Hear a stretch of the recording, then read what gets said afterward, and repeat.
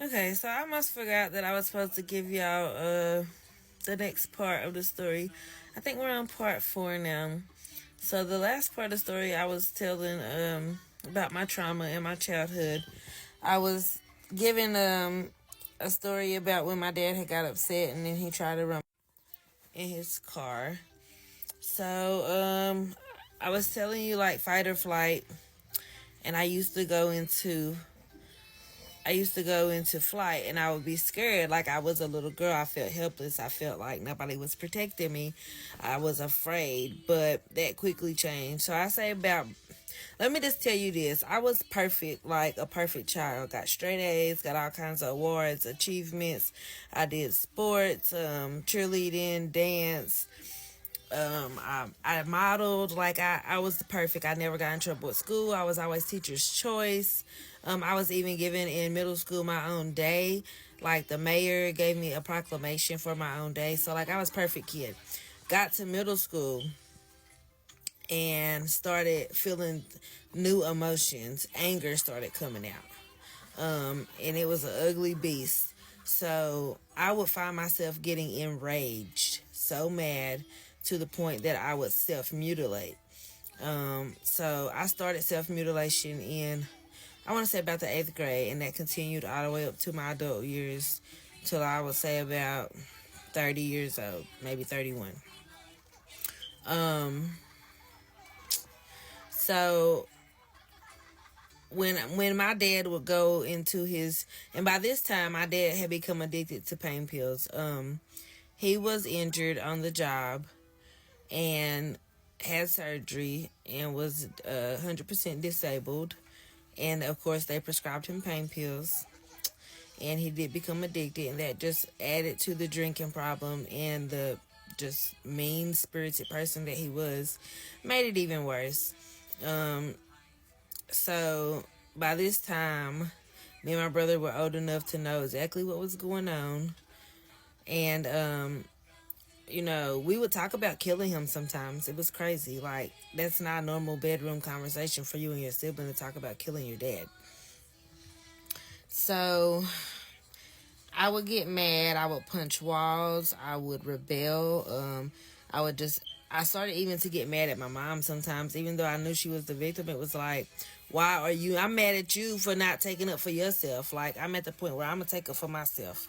I'm mad at you for not taking up for yourself because I didn't understand, like, how it is to be that person in the scenario. So, my dad, he started giving me alcoholic beverages in middle school. Like, we would go to the gas station after school and he would get a slushie and he would pour wine in it and then he would give me some. Like, that's the type of alcoholic that he was. Like, it could be 100 degrees outside, he'd be walking around with a bottle of vodka in his back pocket like a Gatorade. He was very much so alcoholic. In and out of jail, like he would black out and do crazy stuff. I remember getting a phone call one time in the middle of the night from him. And I was very young adult at this time, maybe like 19. And he was just like, they chasing me. He was out of breath. And I'm like, what? Who? Like, he woke me up out my sleep. He was like, I hid the gun. I shot him, but I think I killed him. And I'm just like, this is crazy. Like, I don't want to burden all of this. So just completely non-traditional parenting all the way around. So when we were with him, by this time, let's see, I was in about 8th grade. My mom finally decided she had enough and that she was going to move out of her house. She was going to give my daddy back the vehicle that he had helped her get. She was just going to start over. We moved in with my grandmother. At my grandmother's house, there was my grandmother, there was my aunt, her 2 kids, my uncle, me, and my mom. So 7 people, okay, in a small, relatively small house in a bad part of town. So at this point, my mom is getting me up for school. The plumbing had went out at my nanny's house, so we would go to the gym where we had a membership. We would take showers, brush our teeth, get ready. I'm in there doing my hair. I got flat irons, spritz, everything. Doing my hair, playing my music, getting ready for school. Haven't worked out a bit. And then we go on to school, and that was normal. Like, it was, we didn't, bat an eye.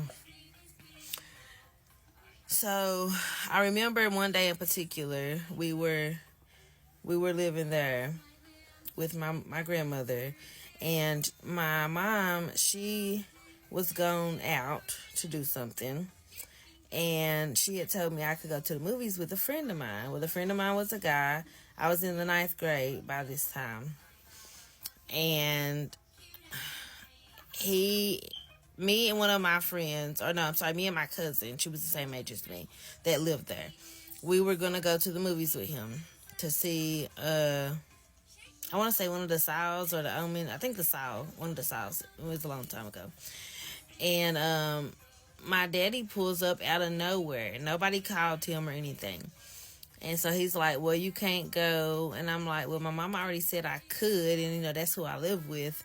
And he's like, well, I'm still in charge of you. He's drunk. You could tell. You could smell the liquor. He always smells like liquor.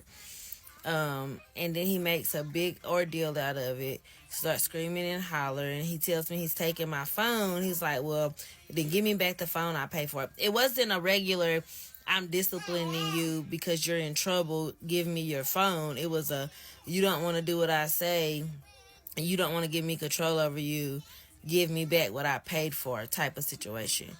So I was so mad. I was screaming. I was crying. My cousin was trying to calm me down. My daddy was outside screaming, hollering, causing a scene. My granny was telling him he need to go on before she called the police. So I remember I took the phone, and it was one of those like Cricket Nokia phones back in the day. I took the phone and I chucked it and threw it as hard as I could at him. Like, I was so angry at that moment. If I had a gun in my hand, I would have shot him. My friend is there too. Like, my friend who I'm going to the movies with, he's there too. And it's embarrassing. It's ghetto. It's giving, leave this girl alone. Her family is crazy. Like, but he was cool. Like, he was understanding. He was just, trying to be helpful. It was, I ended up getting to go to the movies. Like, that got my mind off of things. But I knew my mama still had to deal with it. It was still a situation that was not dealt with. So, like, my daddy coming over there after we done basically fled from an abusive situation, him coming over there and showing his tail at my nanny's house basically showed us that we not safe nowhere. Like, he gonna come wherever we are and he gonna wreak havoc on us. Like, that pissed me off, really. So it gets to the point where I start carrying weapons. Like, my brother, who is in high school, and my brother lives with my daddy. He decided to go live with my daddy for lack of space, and because the high school that he was going to was like 5 minutes from my daddy's house. We moved to the other side of town, but my brother was working, had a car, and was almost grown since his last year in high school. So he was kind of doing his own thing. But it got to the point my brother would buy me weapons. He would buy me knives and stuff, tasers. So one day we were at church. I ended up having to pull the knife on my daddy, and I charged at him with the knife. Now, I'm going to tell you what happened, but that's going to be on the next story because I'm almost out of time. If y'all want more of the story, I need you to run up my numbers. I need you to like. I need you to comment. I need you to share. I need you to go to my YouTube at Diva B and subscribe. That's Diva, DIVAHBBEE. And subscribe to my YouTube. If you want more of the story, drop a heart in the comment section.